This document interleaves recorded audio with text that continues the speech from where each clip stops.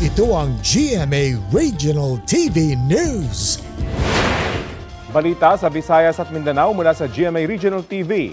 Arestado ang isang lalaki sa Oslob, Cebu matapos umano niyang pagtatagain at mapatay ang kanyang ama at kapitbahay. Cecil, ano ba nangyari? Rafi, iniimbestigahan pa ang punot dulo ng krimen pero nakita raw ng kapatid ng sospek na may dala itong itak at kalaunay nakita na ang mga katawan ng mga biktima. Yan at iba pang may init na balita hatid ni Nico Sereno ng GMA Regional TV.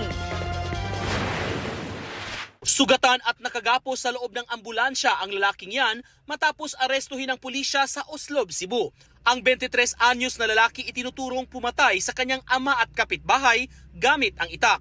Nadatna ng kapatid ng sospek na tadtad ng taga ang kanyang ama, pati na rin ang 75 anyos nilang kapitbahay.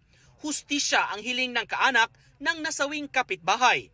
Hindi naman nagbigay ng pahayag ang sospek na dinala sa isang pagamutan sa Cebu City. Inaalam pa ang motibo ng krimen.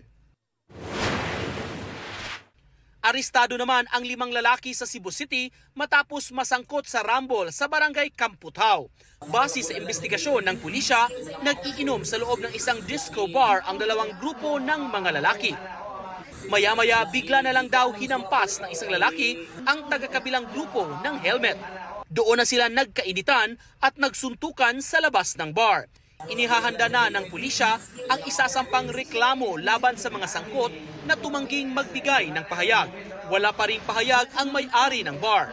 Nico Sereno ng GMA Regional TV, nagbabalita para sa GMA Integrated News.